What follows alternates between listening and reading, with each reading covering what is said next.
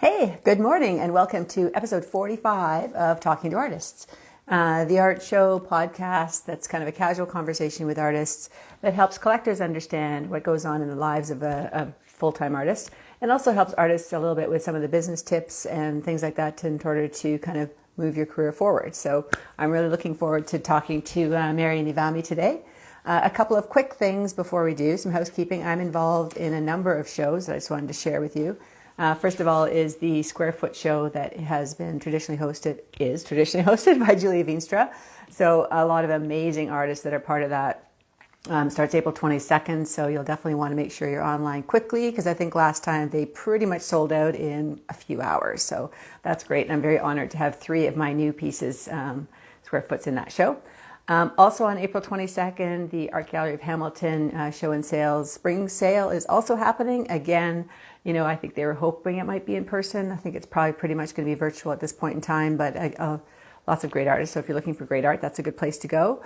Also on April 22nd, a very busy day, I'm part of Rave New York. As you may have known, I was part of Rave San Diego about a month ago, and Rave New York is kind of another show which I will have probably more of my darker black paintings there, and that's kind of an online streaming. There's a store and artist interviews and stuff. Anyway, it'll be fun. And so I shall get right to it. And looks like Marion has asked to be invited into our interview. Very busy woman with lots of things going on the go. So I'm sure we will not run out of things to talk about today. So.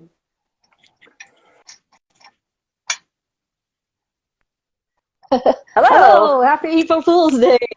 Oh, you're sideways. Okay, I'll turn my camera around. This is definitely, I think I'm going to hold this phone because it's going to be easier. Are you sure? It's a long time. I'm good, thanks. How are you? Those are pretty groovy good. Glasses. Well, these are my Irish Apfel April 1st glasses, seeing the world through rose-colored glasses. So. Oh, excellent. We totally need that today. We sure do, yeah. You got some snow, did you? That was a little bit of a cruel April Fool's because we'd had some really beautiful weather, and I was kind of at that point where I thought I can almost bring my painting table out in the deck and paint it in the sunshine, but no. Not. Yeah, one of those things. Yeah. Yeah. Well, I won't rub it in. We're a beautiful day out here on the West Coast, but I know I shouldn't do that, my friend. That. Well, I hear that from my sister too, because she's up in Courtney Comox. So she's like, "Oh, look, my lettuces are sprouting." I'm like, "My ground's still frozen." Yeah, I don't want to hear about it, right? Yeah. Yeah. Well, I guess at least someone's enjoying it. Yeah, so anyway, exactly. I didn't really even give you that much of an introduction, but obviously you're a painter out on the West Coast and a very varied painter. So you do a lot of different things with figurative and abstract. It's really cool. And certainly, I can tell you that you're super shy and quiet and introverted and only like really dull colors. Not. So, well, I am an introvert. The extrovert comes out in the paintings, but personally, I'm an introvert. So. Oh, okay. My painting. Well, that's funny. Yeah. So maybe you can tell us a little bit about your inspiration and how you got started and sort of what you're excited about right now.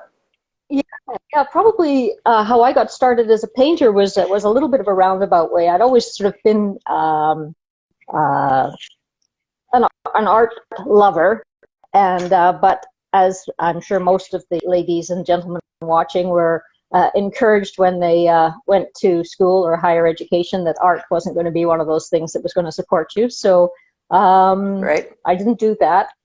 So I took up my art and painting career later in life, and what actually happened, but what really sprung me was I had seen down in Scottsdale some greeting cards by the artist Ron Burns, who does dog paintings, and they're fabulous multicolored dog paintings. And so I bought the card and I brought it home, and I thought, I'm going to try painting my own 2 dogs that way because I really love his style. And I did that, and a friend saw it, and she wanted her dogs painted, and then somebody saw that one, and it just started to roll. So I became the pup artist and Yeah, I saw started that. doing That's these hilarious. really funky. Yeah, yeah. So that's really what got me rolling, and that became a big enough business for me that I was able to quit my day job, which was selling real estate, and I just sort of morphed into doing more art and more of the sort of different subject matter, and joining some art groups, and just loving the painting, and taking that up and deciding that's what I really wanted to do. So that was Yeah, so I noticed that you really have. how it started. So I noticed you have the pup artist as well as Red Art Gallery as well as MarionEvamy.com. So like kind of the three separate sort of businesses. I know you're still doing um, pet portraits, or is Well, that something you had been doing? I still do. It's just dogs, and I do now probably only about 15 a year. I was doing it in my heyday, maybe 50 or 60 a year. Now I just do them by referral or for repeat customers, that kind of thing. I still love Mm-hmm. doing them. I love dogs, and I love the working with people. And I mean, we all know we love our dogs, and it's I figure with the dog portraits, I'm already 80% of the way there. You know, we've got the subject that the owner likes. They've obviously come to me because they love the color and the way I paint. So Mm-hmm. it's sort of a slam dunk. So I do that, but Well, they are really. yeah, go ahead. I was gonna say they are really lovely. Like they're very joyful and very bright and colorful, and so they're a great portrait, but also they're a great piece of art, which is really lovely to be able to marry those two. Exactly, exactly, and that's sort of how I've approached it. And yeah, people, if they love the subject matter, it's not hard to sort of make that a keepsake, and Yeah. to have that piece of modern art to remind you of your dog once they're gone. So yeah, so it's Mm-hmm. great. Yeah. But I love doing, as you say, I've got sort of an array of subjects that I love. I love to paint abstracts as well, so that's sort of mostly what I do. I love figurative work too. So I dabble So pretty much in everything. everything. Well, actually, I'm not a landscape painter. That's the one thing I am not. You can, That's true. Yeah. yeah, I suppose there's landscape types of things in my abstracts, but yeah, I'm not a landscape painter. So that's the one thing that I don't cover. There's all sorts of Yeah. great landscape painters out there. I'll let them let. That's right. Yeah. Yeah, yeah. But So it is. I like the fact that you've got sort of your multiple collections, and what I sort of see from push pull of dark and light,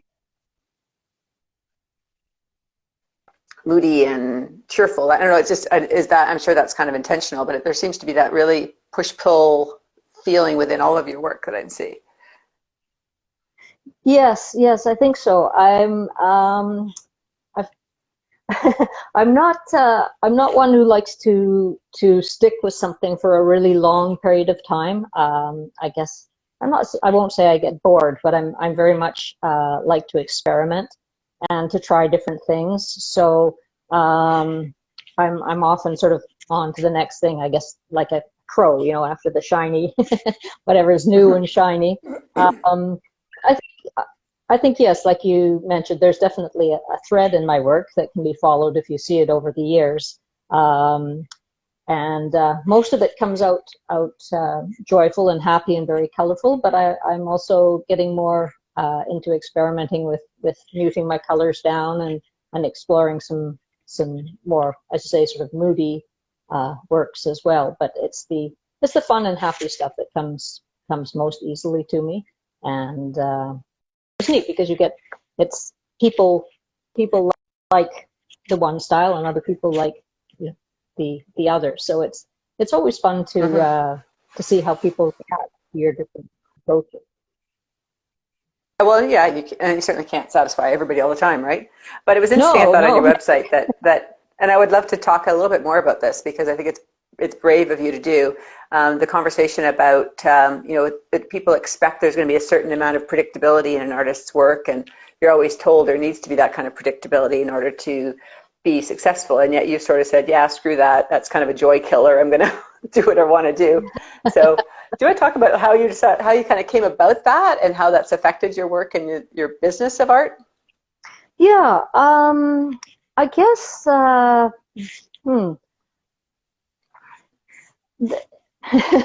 sometimes you have to just discount what people tell you. And one of the things that I was told anytime I did take any sort of formal training was that you had to develop a style and you had to be consistent, and it had to be, you had to be recognizable, and moving all over the place wasn't the right thing to do.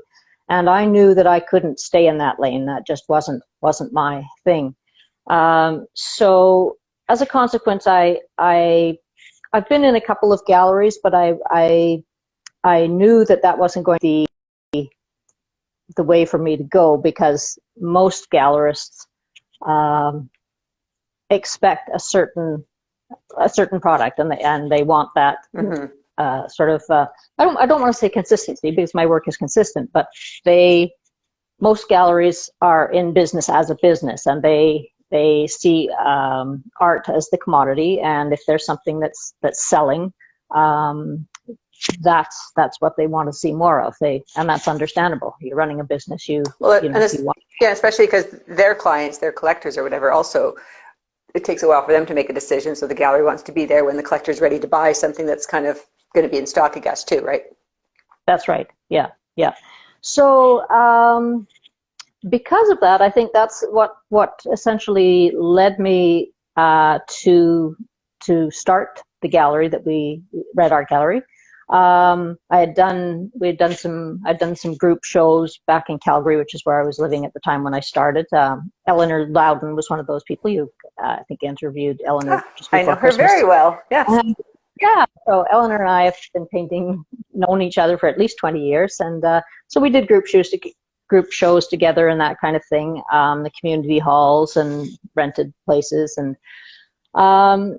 so anyhow, when I came out to Victoria, sort of the same sort of thing, I joined some art groups and was doing the group shows. And in that sort of situation, you can do whatever you like. You're not bound to having a certain look or a certain style or certain pieces. So I was used to having a lot of flexibility, and didn't matter what I painted. People seemed to like whatever was happening. So I sort of took that and ran with that. And when we sort of tossed around the idea of maybe having a gallery, which we really didn't think out too well before we jumped into it, I think that was the idea. True entrepreneur. I could have a place to show my work, and I was the boss, and we didn't have to base the gallery on what was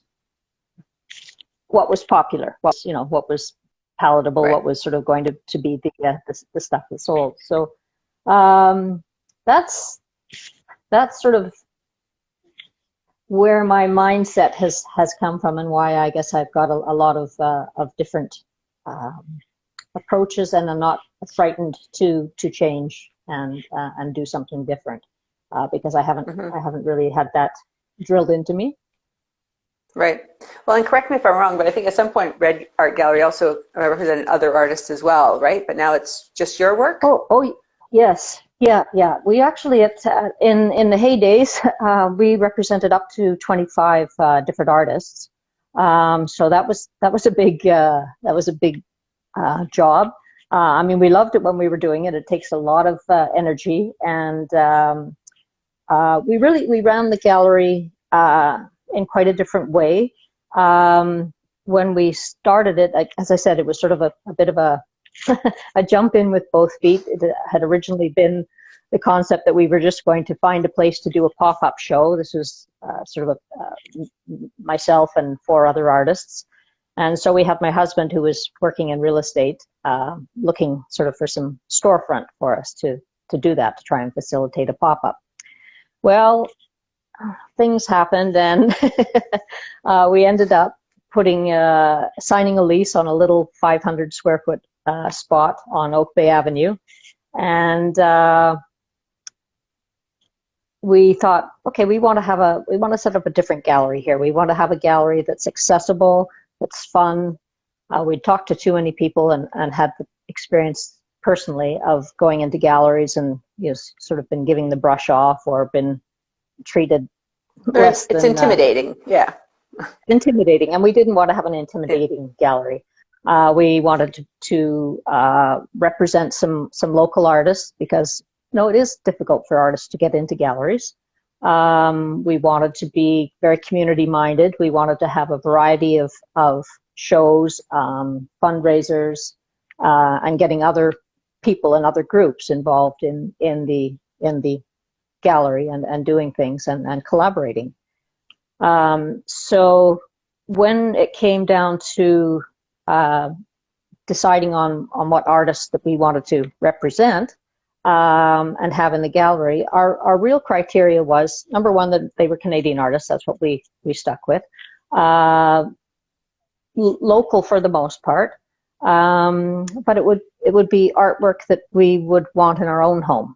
That was sort of the basis, that it had to be artwork that we loved and that we would be happy, representing. And yes, then that secondly, makes sense because well, I was just going to say it makes sense as a business person too. You're going to have to. Don't say sell it because I don't think you can sell really work, but I think that if you're excited about a piece, it's easier to help collectors to kind of understand that excitement and purchase too. Right, exactly. And also, I felt that there wasn't in our area a gallery that had some really exciting different art. The art that was in the galleries around was pretty safe stuff.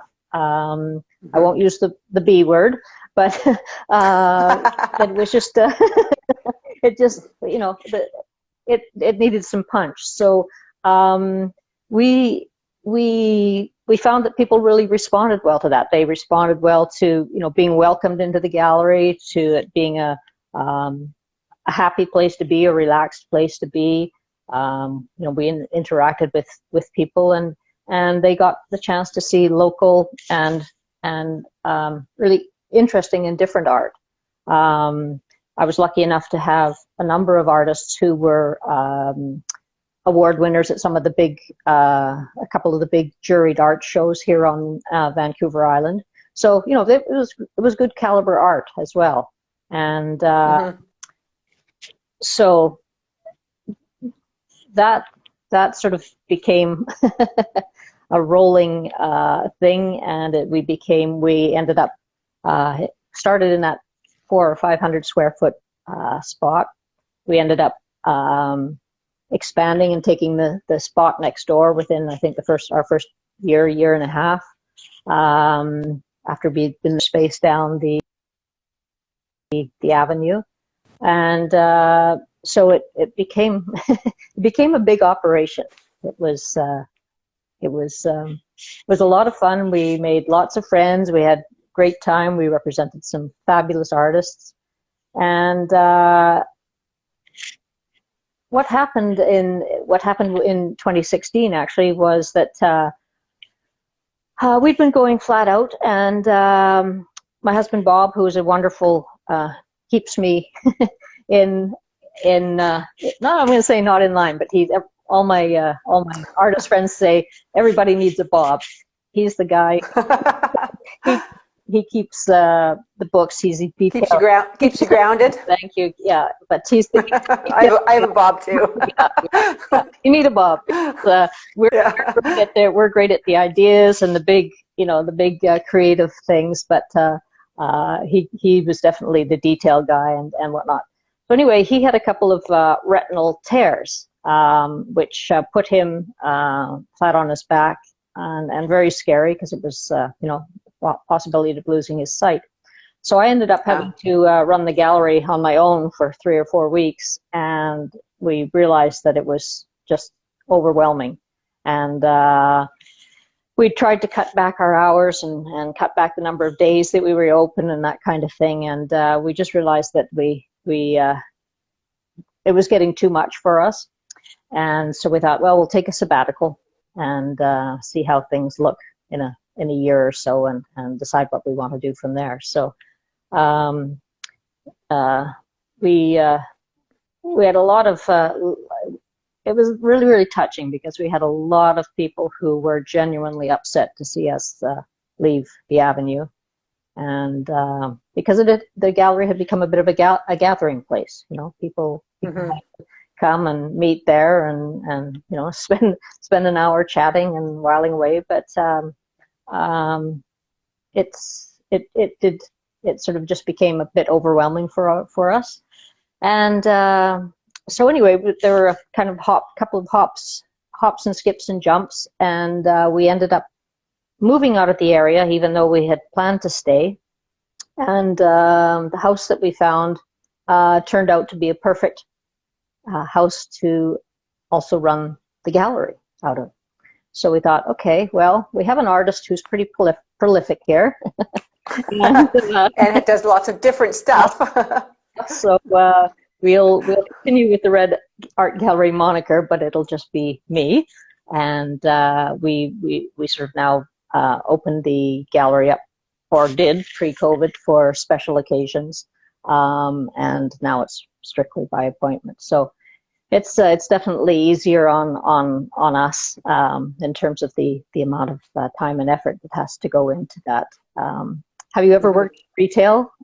Ever been in a retail situation? I haven't worked retail, but I did have my own marketing firm for many years, especially when I was doing art full-time and marketing full-time. Yes. And I think that the challenge is that, being a serial entrepreneur as I am, and it sounds like you kind of are as well, intentionally or not, it takes on a bit of a life of its own. And even if your intent is to balance the two, the reality is if you have commitments to other people, and with a gallery, you've got commitments to the other stores that are in the neighborhood and people that are expecting you to be there, is that it's hard to pull it back, right? Like it's hard to sort of do it part-time or certain hours because there's expectations there. Right. Yeah. And I can appreciate too it must have been a really difficult decision, even though obviously it was the right decision because of Bob and stuff like that. But it's also difficult because you kind of feel like you're abandoning your baby a little bit. Yeah. Like that's just my own thoughts on it. Yes. Yeah. So. Yeah. And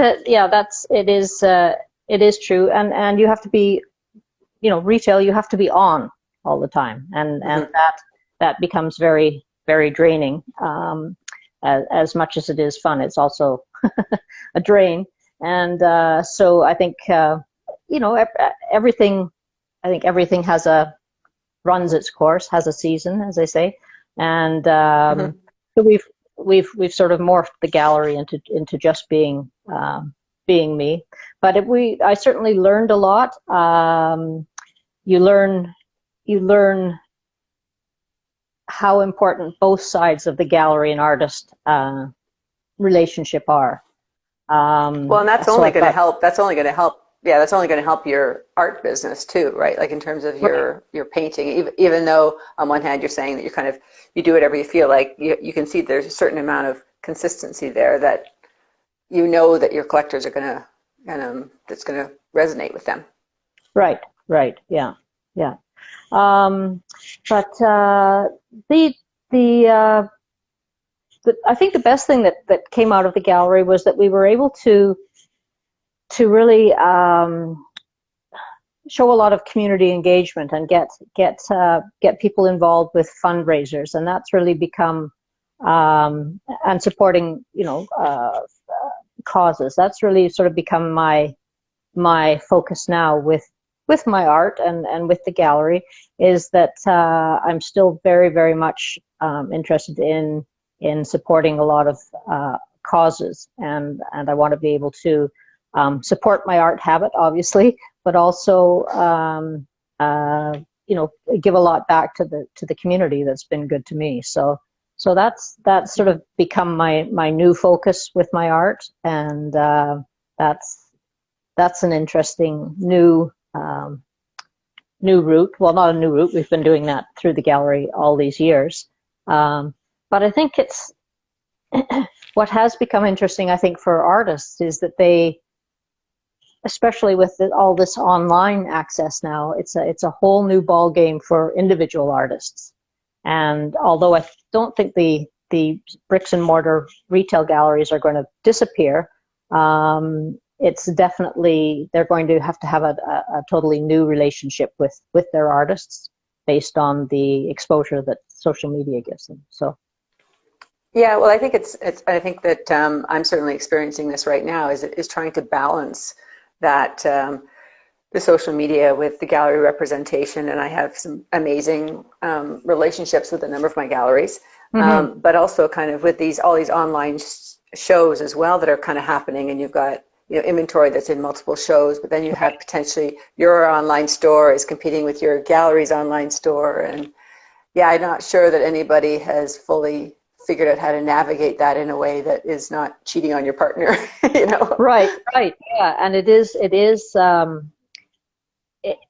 it's going to be an interesting thing because I mean, I certainly I gained a new appreciation for what a gallery has to do, and really their base expenses. I mean, the artist's brain is saying, okay, well, I'm producing the product. I have to go out on a limb and produce this painting and buy my supplies and whatnot, and then I turn it over to the gallery and they take 50%.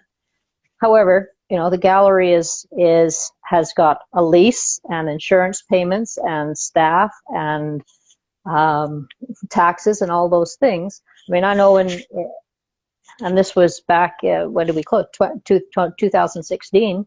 We were having to crack an $8,000 to $10,000 nut every month before we could consider any profits. So yeah. That's a big nut, and you're as a gallery you're tied into a lease. So the gallery has a lot of expenses that I think artists don't necessarily understand and contemplate when they say, "Oh God, 50% of my." It's a. But I do. I totally agree with you. And having run a business, you realize how many of those hidden costs are there that are not negotiable, that you have to sort of bear. It'll be interesting though, as you see more and more galleries close down their bricks and mortar and become purely online gallery, whether or not again that 50% now is something that really should be renegotiated. Just because their costs, they don't have inventory costs, they don't have the shipping costs. That's now on the artist again. They don't have the bricks and mortar, which means they don't have the taxes. Right. So that's right. And maybe that's temporary, or but it'll be interesting to see what happens with that. Yeah, exactly. And I think also because artists have been, probably for the most part, the artists that I know have been more proactive in terms of getting their social media presence up and running.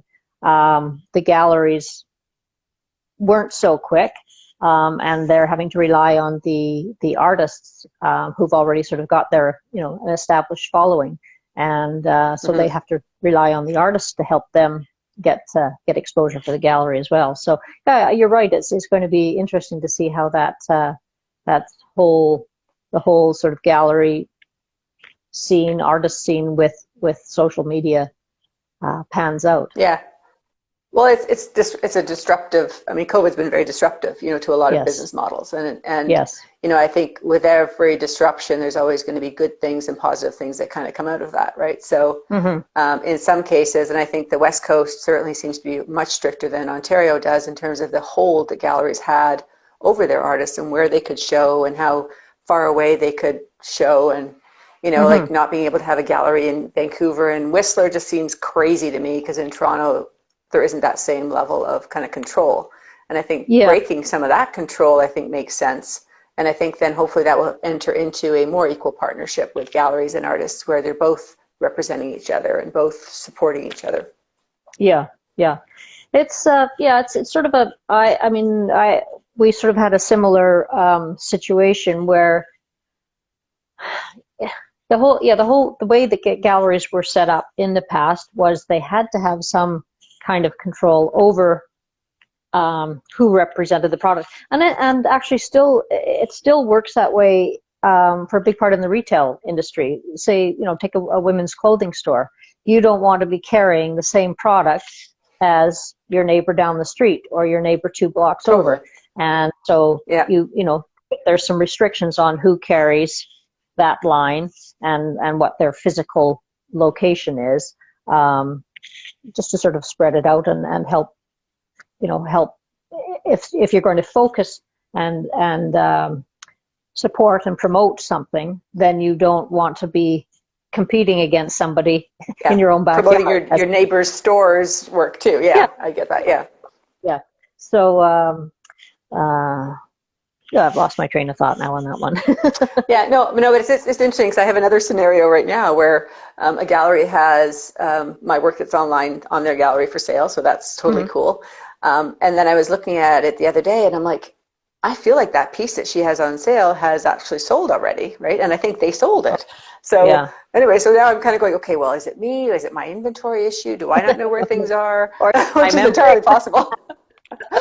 Or is it that their inventory also isn't up to date, and therefore you have this risk with so many things being online too of selling the same piece multiple times, right?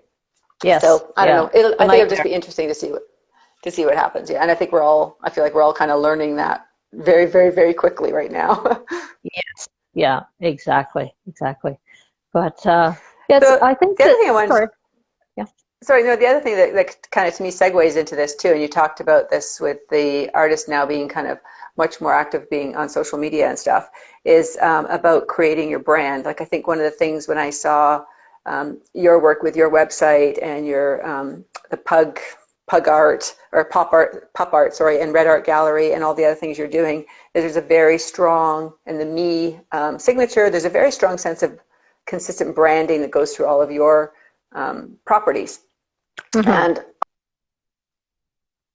online is also going to help your gallery sell you. But obviously there was a conscious thought. Do you want to talk a little bit about how you kind of came up with merging those 3 different properties and your videos and your charitable work and everything you do into one nice, tight little brand? Well, that's nice of you to say, because I don't actually feel that way about it. But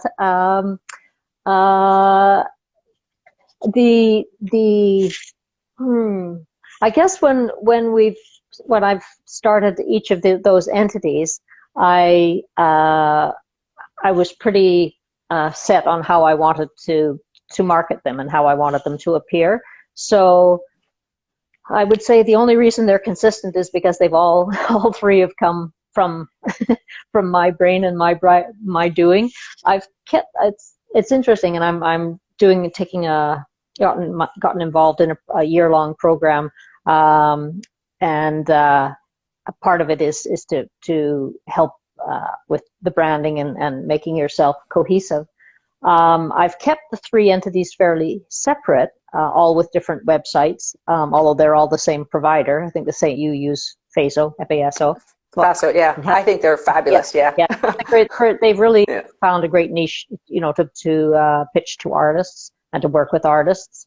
And so all 3 of my websites are with them. So I think that, that's the websites all are nice and consistent. And but I'm sort of I've had people say, well, why don't you sort of combine everything and make it just your product? And so I've been sort of struggling with that and trying to figure out if that's a good idea or not a good idea to keep the 3 entities separate. So people who know me know that I do all those 3 things. But I guess my brain isn't telling me yet that those should all be pulled together. I sort of feel like I have those people who are interested in dog portraits, and that's one business.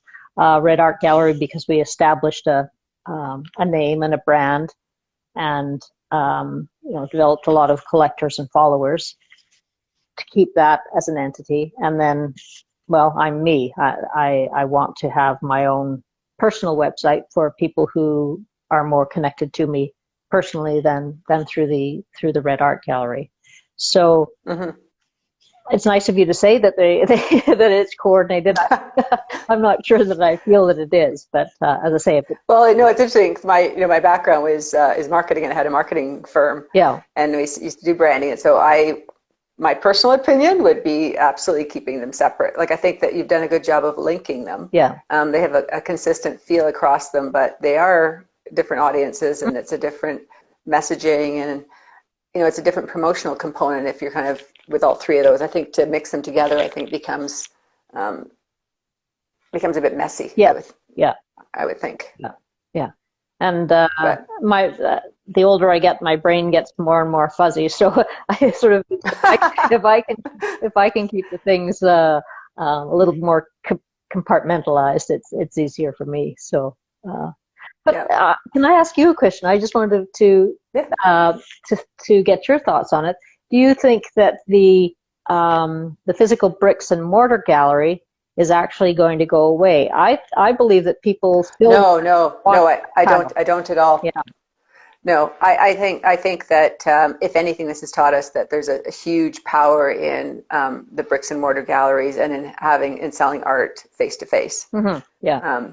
I don't think that's the case. I think what I'm seeing is new galleries popping up that are only online and only virtual, but they're kind of adopting the bricks and mortar pricing model and business model, but it's only online. So I think that's where there's going to be some challenges. No, I can hardly wait till my galleries are open, and I would be thrilled to deliver the work to them. Yes. Do an opening and give them the 50%. I would love that. Yeah. Well, I think what I've found is that the people who have seen my work in the real and who possibly have purchased from me before, but certainly have seen the work in person somewhere, they're willing to buy online. They're willing to buy from an image on the website. I've done that a couple of times, but it hasn't been expensive art. I still am amazed at artists who will tell me that they have, somebody bought a $5,000 plus piece online. They've never seen their work in the real before. They don't know who this guy from Charlie Brown. And I just, that I find hard to believe, because there is such a difference between seeing art physically, being there and getting that energy off the art to doing it online. So that's I think what is missing from the equation with that online, that whole sort of mentality that everything is going to go online, because I think that goes contrary to what original art really does for you. Well, and I think there are certain things that are, if you have a commodity, that's great. If I've had something before and I liked it, I'll buy the same thing again. I'm not going to have a surprise.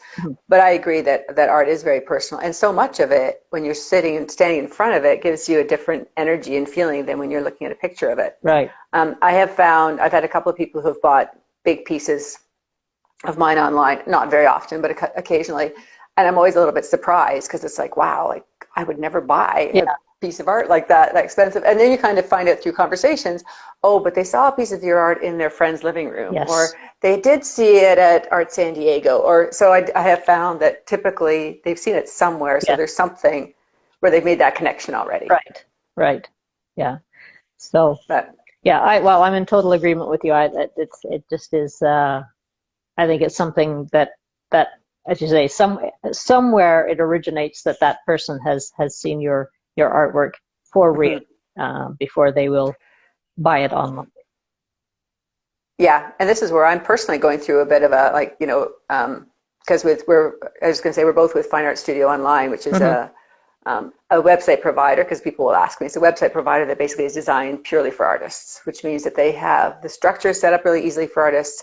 And one of the things is the e-commerce is extraordinarily easy to set up through Fine Art Studio Online.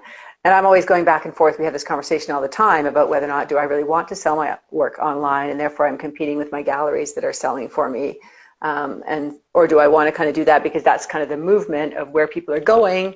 But then when everything opens up again, am I going to pull that back, right? So what's the long-term plan there?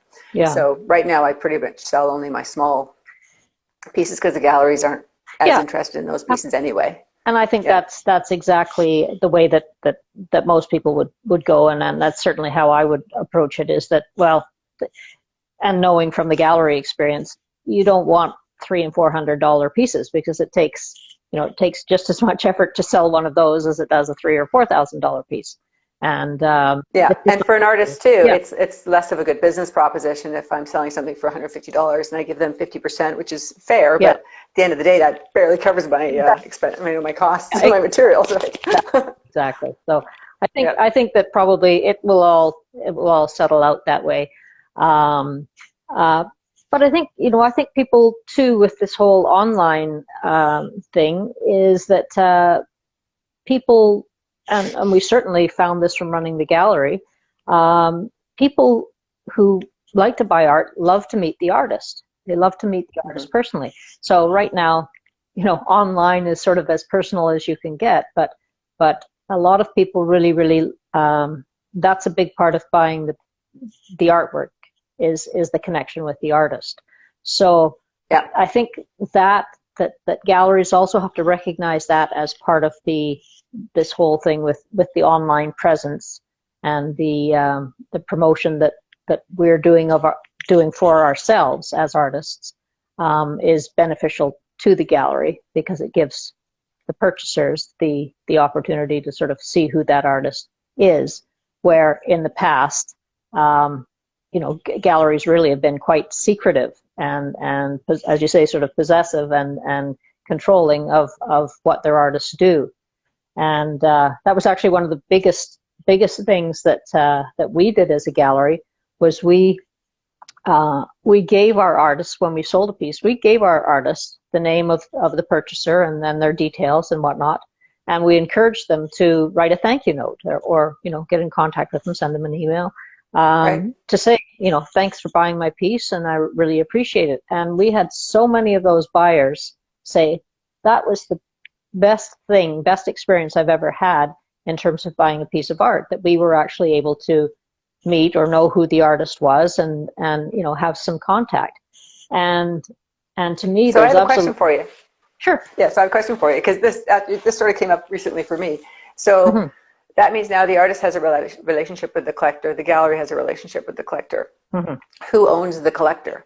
And I know the collector hates to hear that phrase that, well, I can go wherever I want. But if the collector reached out to the artist directly for a large commission or something, then is that still partially the gallery's client, and therefore should the gallery get a percentage of that commission sale?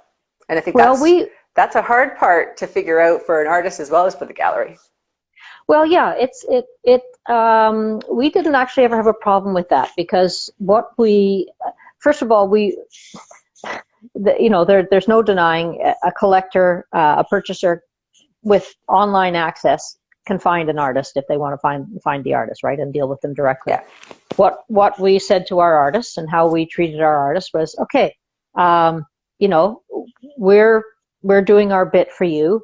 We expect that if that purchaser has been introduced by the gallery, that and if that comes to you, directly and wants to do a commission, that we would still get a percentage, not what we normally did, but that there was a percentage. And that if we found that you were going around behind our backs or undercutting us and underselling, selling for something different than what the piece was in the gallery, then our relationship was over. And because the artists that we worked with and we had such a good relationship with realized that they would hurt themselves by undermining the gallery that way. It was a matter of a trust-based relationship. So I think it's trust. Yeah, I was going to say, sorry to interrupt, but I think it's trust. I totally agree with you, but I think it's also clarity of communication. I think that a lot of artists don't recognize that is the appropriate conversation that should be happening with the gallery. And I'm not so sure the galleries are that good at kind of saying, okay, if the work is in the gallery, I sell it to a collector, I get 50%. If a collector comes to you directly, you do all the work with the commission, it's still the gallery's client, then I get 30% or 40% or 20% or whatever the amount is. Like, I think that needs to be clarified. I have a situation like that right now where I'd spent over a month with a client doing a commission. He saw me at a show, so I guess technically, he was my client. He then went to one of my galleries because he wanted to see the work in real life. They put a lot of time into this kind of conversation, and it was only after I realized we're talking to the same collector, same person. Right. So it becomes difficult. I want to do the right thing with the gallery. They want to do the right thing. They don't want to stop me from doing the commission. But what is the appropriate percentage split? And I think that it would behoove galleries and artists to actually have a clear, transparent conversation about that. Yeah, and we had a written agreement with all of our artists. It was simple, but it was clear, and that was one of the points that was on the contract.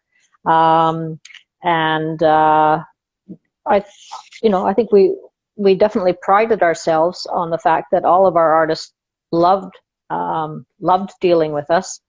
Said we were the best gallery we had ever worked with because there was this clarity and trust. Yeah. Partnership, exactly. And I think yeah, in the situation that you've got, that is a tough one. I think that yeah, it's a tough one, and it's a tough one to say. I think you probably have to maybe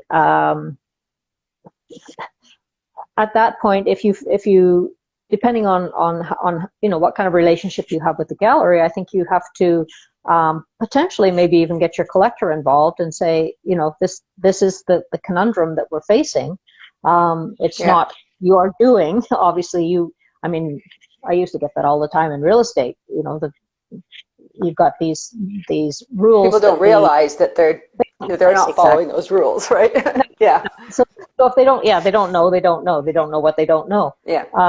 So it's you can have clarity to a degree, but there's always going to be something that throws a wrench into the works, and you're just going to have to work it out and figure it out. But if I were in that situation, I would probably sort of talk to the collector, the purchaser, and say, look, this is where we've got a bit of a dilemma between myself and the gallery, and maybe you can be the decision maker as to well, in this particular case, as soon as I realized, because the collector sent me pictures, I knew it had been taken in the gallery, so I reached out to the gallery and explained the scenario.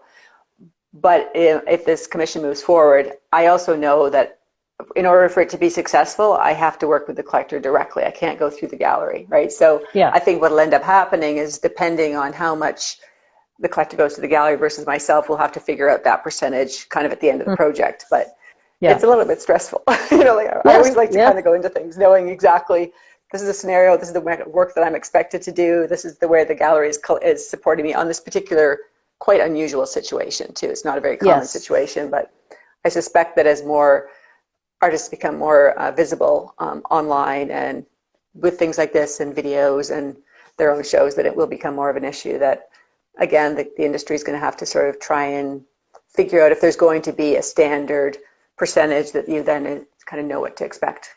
Yes. Yeah, exactly. And I mean, with all this online work, and various galleries, be it Saatchi or whoever, really where did the initial contact originate? The buyer ends up buying somewhere, whether it's from the artist or through the online gallery. But it's and you don't always know, and the collector doesn't always know, right? Especially I'm in Toronto. There's work. I do a lot of shows here. I mean, for them to be able to kind of predict, this is where I first saw you, I think is a difficult thing to do. Right. Anyway, believe it or not, we're almost out of time. I could talk about this forever because it's quite a fascinating.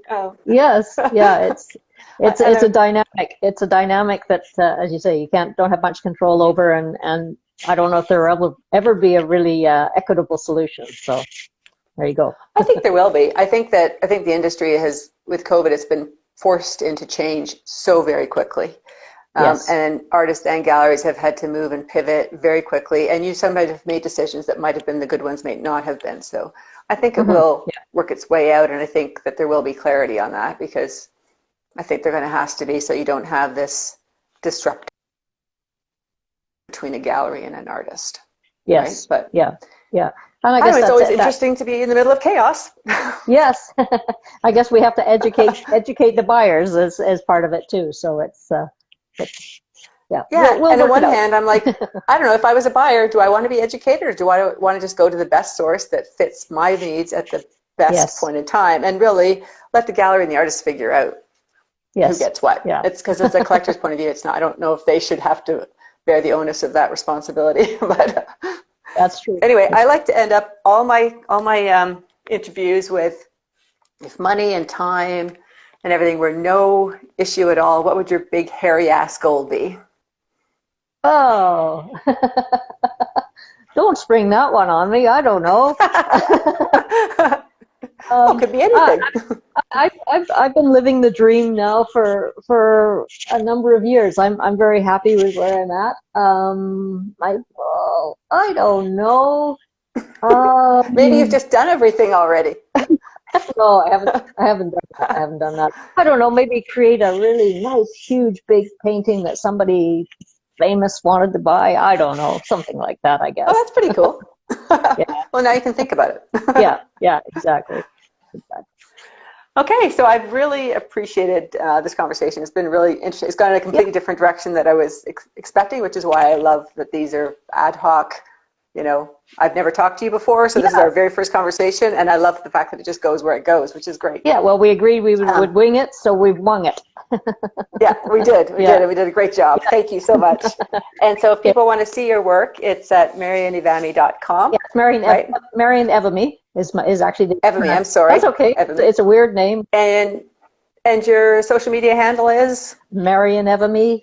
We were talking Instagram? At Marion Evamy? Yes. Yeah, at Marion Evamy. Yeah. Okay. So you're easy to find. I'll tag you in this interview so people can find you. Super. Okay. Lovely talking to you. All right. Thank you. Great talking to you. Thank you so much. Okay. Bye-bye. Okay. Well, that was lovely. Really appreciated that. And I don't know if I can.